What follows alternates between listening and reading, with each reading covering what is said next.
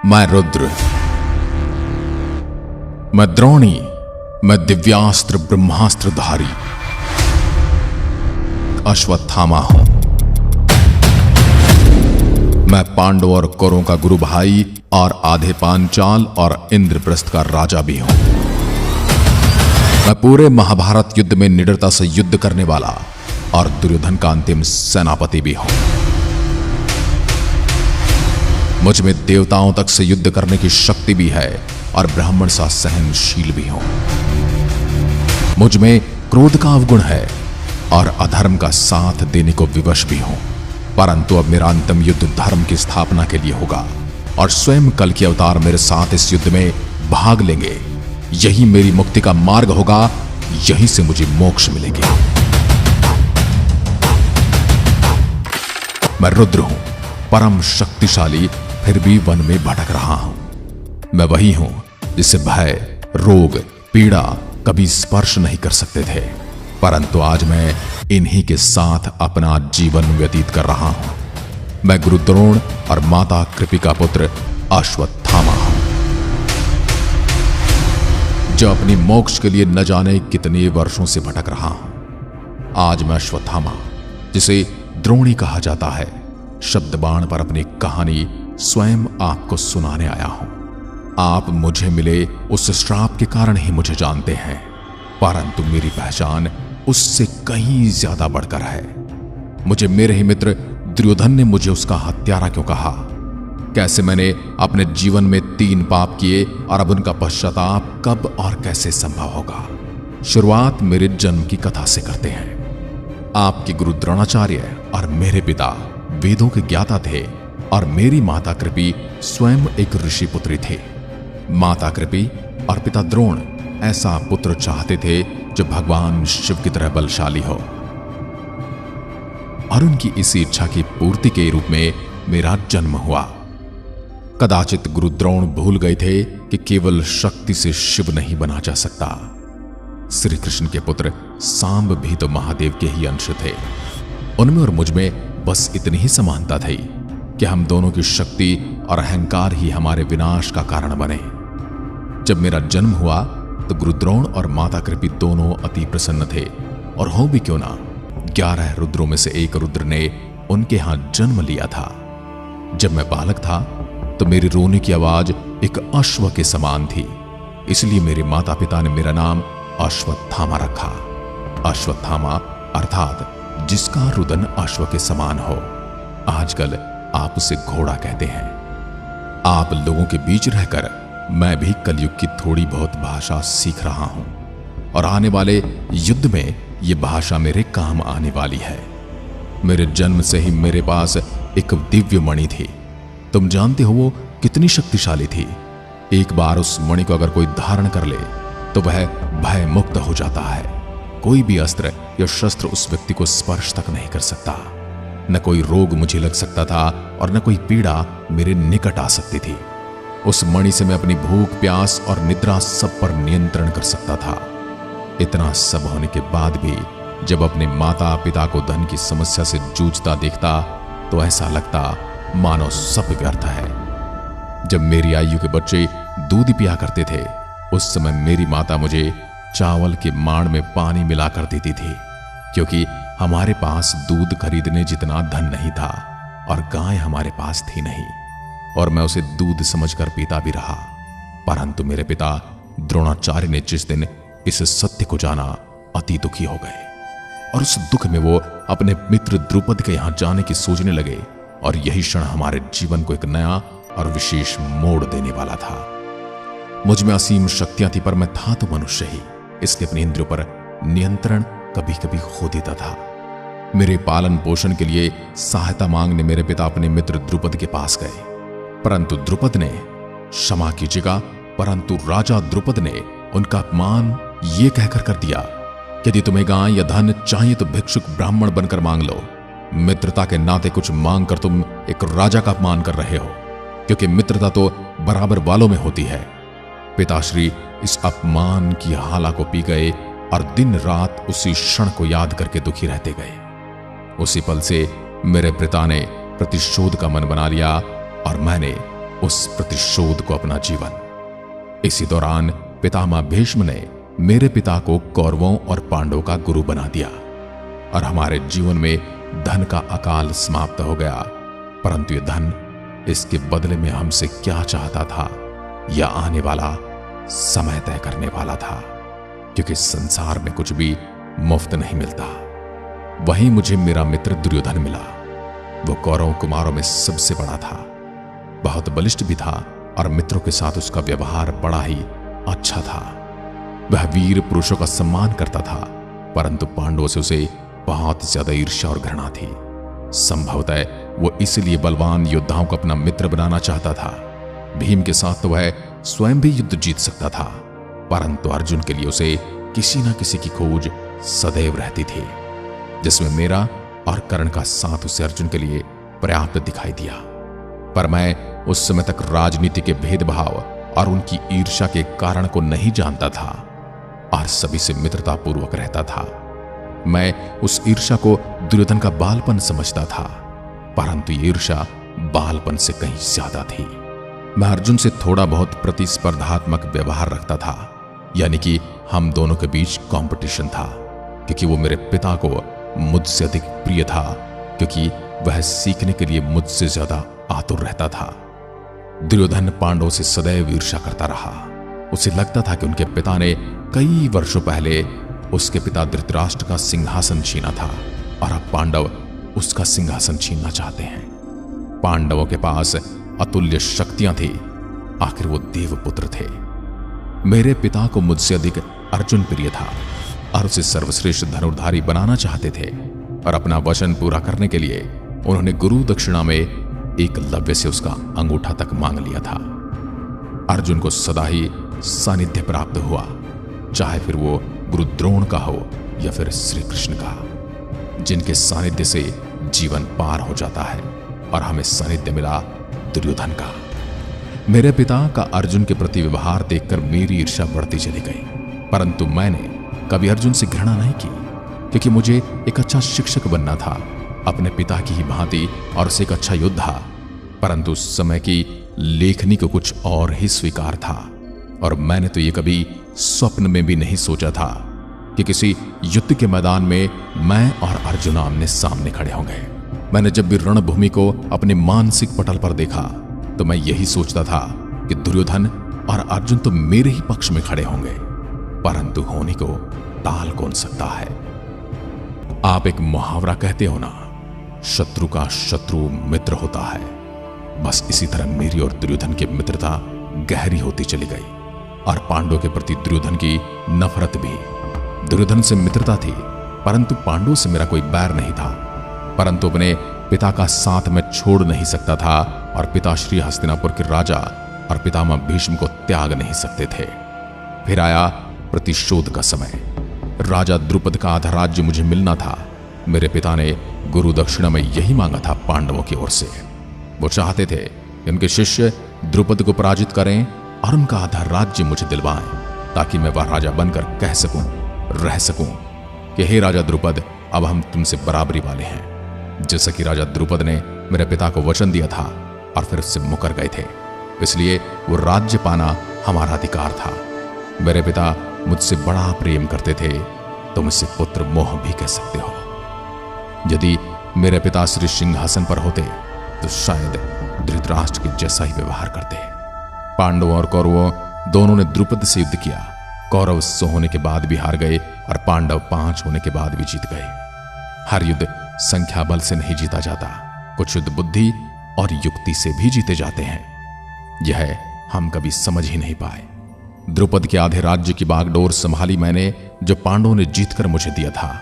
हर एक दिन फिर ऐसा भी आया कि पांडवों की राजधानी भी मुझे सौंप दी गई और मैंने उस पर भी राज्य किया। बेचारे शकुनी मामा हमें ये समझाते समझाते थक गए। यदि समझ गए होते तो जिसमें श्री कृष्ण अर्जुन के सारथी बने थे, उसी समय समझ जाते कि युद्ध का परिणाम क्या होने वाला है। पर हम तो नारायणी सेना प्राप्त करके स्वयं को अजय मान बैठे थे। हमें दिखाई दे रहे थे महान योद्धा हमारे पक्ष में, एक और द्रोणाचार्य जो मेरे पिता, एक और पितामह भीष्म, और उनके साथ खड़े हुए मेरे मामा श्री कृपाचार्य और पिताश्री द्रोणाचार्य, कर्ण जैसे योद्धा को देखकर हम फूले नहीं समा रहे थे। द्रुपद को पराजित करने के बाद मुझे दोहरी प्रसन्नता थी, एक राज्य प्राप्त होने की और दूसरी प्रतिशोध पूरा होने की। लेकिन इस जीत से मुझे थोड़ी निराशा भी थी, क्योंकि यह विजय मुझे अर्जुन के कारण प्राप्त हुई थी। परंतु पिताश्री की इच्छा यही थी, इसलिए उन्होंने मुझे युद्ध के लिए नहीं भेजा। वो द्रुपद के बराबर होकर उसकी मित्रता निभाना चाहते थे और अपमान का बदला भी अपमान से लेना चाहते थे। वे द्रुपद से युद्ध नहीं चाहते थे। यदि चाहते तो मैं और पिताश्री अकेले ही पांचाल सेना को पराजित कर सकते थे, परंतु यह ब्राह्मण मर्यादा का उल्लंघन होता।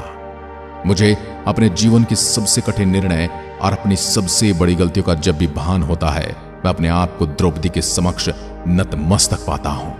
मुझे दुर्योधन की मित्रता के बोझ सा लगने लगती है। जब लाक्षागृह में उन्हें जलाकर मारने का दुर्योधन ने प्रयास किया, मैं एक राजा भी था और एक योद्धा भी।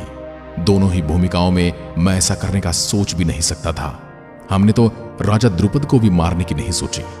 उसका पूरा राज्य हमारा हो सकता था। हमने नैतिक मूल्य को कभी राज्य की लालसा की भेंट चढ़ने नहीं देखा और न चढ़ने दिया, पर अब मेरा मित्र ऐसा कर रहा था। मान अपमान, आरोप प्रत्यारोप चलते रहे। लाक्षागृह की घटना घटित हुई। हमें लगा पांडव साग में जलकर मारे गए, परंतु यह केवल हमारा भ्रम था। पांडव अब भी जीवित थे और अपने राज्य को लेने को और द्रौपदी को साथ लेकर लौटे थे। जिस द्रौपदी को दुर्योधन जीत न सका था, उसे अब वह अपमानित करना चाहता था। पांडव अपना राज्य लेने लौटे और एक अलग राज्य का निर्माण किया। उन्होंने इंद्रप्रस्थ नाम की एक नगरी को बसाया और वहां से अपने राज्य का शासन आरंभ किया। परंतु दुर्योधन से यह भी न सहा गया और उसने एक ऐसा षड्यंत्र रचा, द्यूत क्रीड़ा में पांडव अपना सब कुछ हार गए। उसके बाद राज्यसभा में जो हुआ, महाराज धृतराष्ट्र, भीष्म, पिताश्री द्रोणाचार्य, मामाश्री कृपाचार्य, अंगराज, कर्ण, पांचों पांडवों और मेरे रहते कुछ ऐसा हुआ जिस पर मौन रहकर अपने जीवन का मैंने सबसे बड़ा पाप किया। पिताश्री और भीष्म तो हस्तिनापुर सिंहासन के ऋणी थे, परंतु मैं क्यों मौन रहा, यह मैं आज भी सोचता हूं तो मेरा सर शर्म से झुक जाता है। मैं मित्र के नाते दुर्योधन को रोक सकता था, मैं एक राजा के नाते उनको रोक सकता था, उनकी सभा का त्याग कर सकता था। मैं एक योद्धा, एक ब्राह्मण के नाते भी उस दृश्य को, उस घटना को होने से रोक सकता था। मुझ में सामर्थ्य भी था, परंतु मैं फिर भी मौन रहा। ऐसी धनुर्विद्या, ऐसा ब्रह्मास्त्र किस काम का जो एक नारी के सम्मान की रक्षा न कर सके। गांधारी के कहने पर द्रौपदी ने तो सबको क्षमा कर दिया, परंतु मैं अपने आप को कभी क्षमा नहीं कर पाया। कहानी यहां भी समाप्त नहीं हुई। मामा शकुनी ने अपने प्रपंचों से उन्हें 12 साल का वनवास और 1 साल का ज्ञातवास दिलवा दिया। हमें लगा कि पांडव सदा के लिए हमारे जीवन से चले गए, क्योंकि शर्त यह थी, अज्ञातवास के वर्षों में अगर पांडवों को किसी ने ढूंढ लिया तो उन्हें पुनः 12 वर्षों का वनवास और 1 साल का अज्ञातवास भुगतना होगा। हमें लगा हम उन्हें ढूंढ लेंगे, लेकिन ऐसा हुआ नहीं। अर्जुन को मिला श्राप भी उसके लिए वरदान सिद्ध हुआ और 1 वर्ष वो नर्तकी के रूप में रहा और अपनी पहचान गुप्त रखने में कामयाब रहा। पांडव लौटे और युद्ध की घोषणा हुई। इससे पहले श्री कृष्ण संधि का प्रस्ताव लेकर आए। केवल 5 गांव देने से यह भीषण युद्ध टल सकता था, लेकिन दुर्योधन यह नहीं चाहता था। कर्ण और शकुनि जैसे योद्धाओं ने उसे ऐसा करने ही नहीं दिया।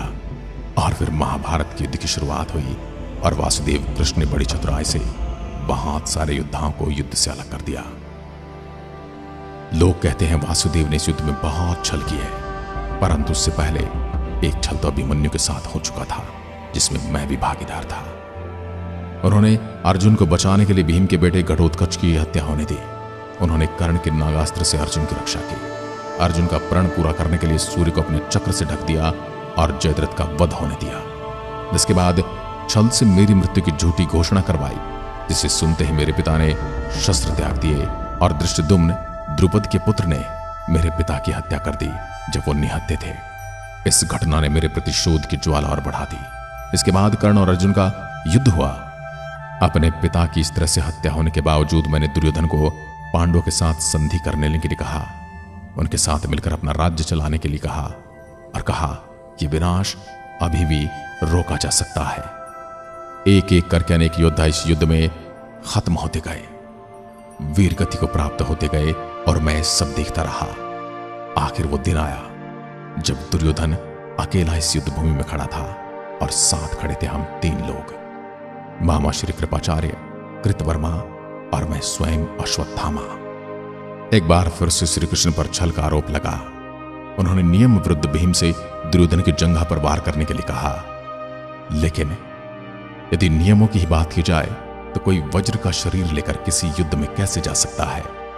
जिसने अपने शरीर के हर हिस्से को ढाल से ढक लिया हो, उस व्यक्ति को उसी जगह पर दर्द देकर मारा जा सकता है जहां पर उसको चोट लगती हो। दुर्योधन की जंघा तोड़ दी गई। मेरा मित्र दर्द से तड़पने लगा। यह तड़प अब मुझे भीम की वो प्रतिज्ञा याद दिला रही थी जो उसने द्रौपदी के वस्त्र हरण के उपरांत ली थी।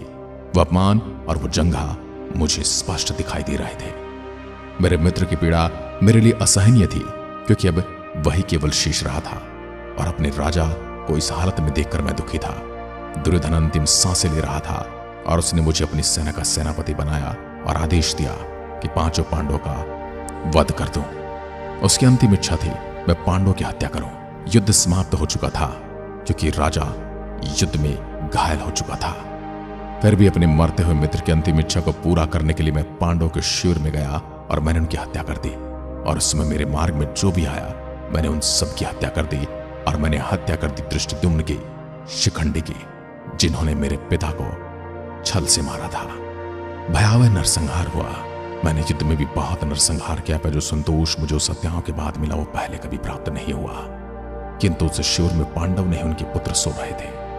मैं पांडवों को नहीं बल्कि उनके कुल के विनाश को करके आ रहा था। मैंने उनकी हत्या का समाचार अपने मित्र को दिया ताकि वो चैन से अपनी अंतिम सांस ले सके।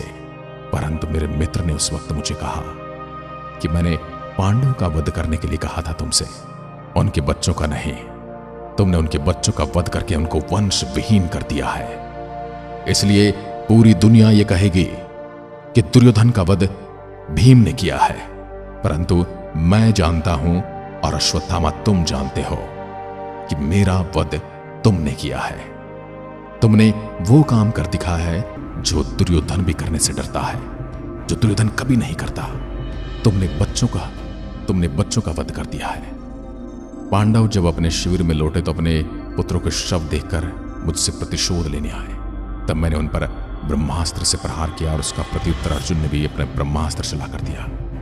हमारे ये शस्त्र पूरी विश्व का विनाश कर सकते। तभी ऋषि वेदव्यास ने हमें रोकने के लिए कहा, परंतु मैं तो शस्त्र को वापस लेना जानता ही नहीं था।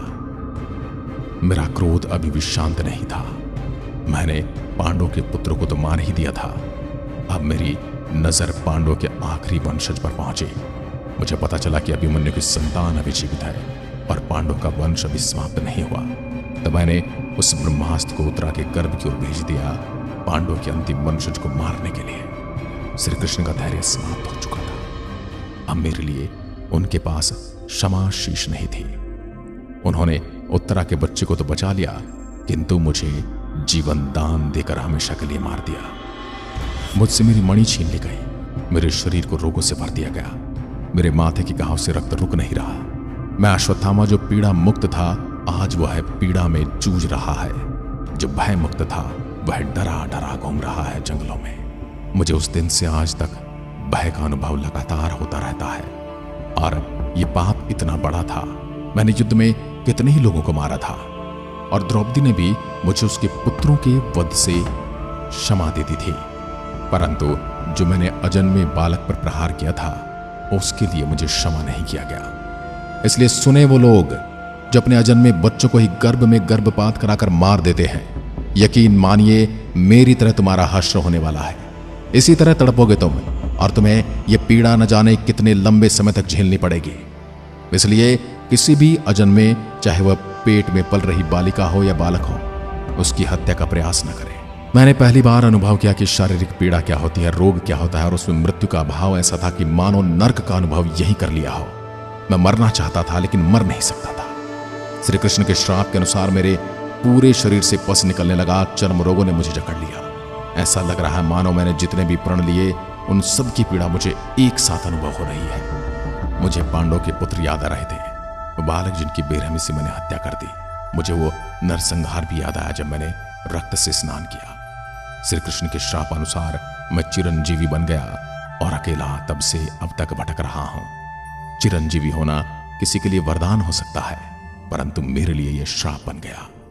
पांचाली ने तो मुझे अपने पुत्र की हत्या के लिए तभी क्षमा कर दिया था, पर मेरे कर्मों ने मुझे क्षमा नहीं किया और मैं आज भी उन्हें भोग रहा हूं। अब बस प्रतीक्षा है उस अवतार की, उस कल्कि अवतार की, जो मुझे एक बार फिर से पीड़ा मुक्त करके, मुझे भय मुक्त करके एक बार फिर से धर्म की ओर से युद्ध लड़ने का वो अवसर देगा, जिसे हम जीतेंगे भी और स्वयं भगवान विष्णु के अवतार कल्कि मेरे पक्ष से युद्ध लड़ रहे होंगे। कली और कल्कि के मध्य इस युद्ध में मेरा एक निर्णायक किरदार होगा। आशा करता हूं आपको मेरी एक कहानी पसंद आई होगी। एक बार फिर आपसे भेंट होगी, न जाने आपकी कौन सी पीढ़ी से भेंट होगी। फिर कोई अश्वत्थामा आएगा और अपनी कथा आपको सुनाएगा। यह थी अश्वत्थामा की कहानी, अश्वत्थामा की जुबानी। अगर आपको ये कथा पसंद आई हो तो इसे लाइक करके अपने दोस्तों और रिश्तेदारों के साथ शेयर करें और ऐसी अन्य रोचक कथाओं के लिए चैनल शब्दबाण को सब्सक्राइब करें और बेल आइकन को दबाना ना भूलें। और साथ ही बताइए अगली वीडियो किस योद्धा की देखना चाहते हैं। जय हिंद, जय भारत।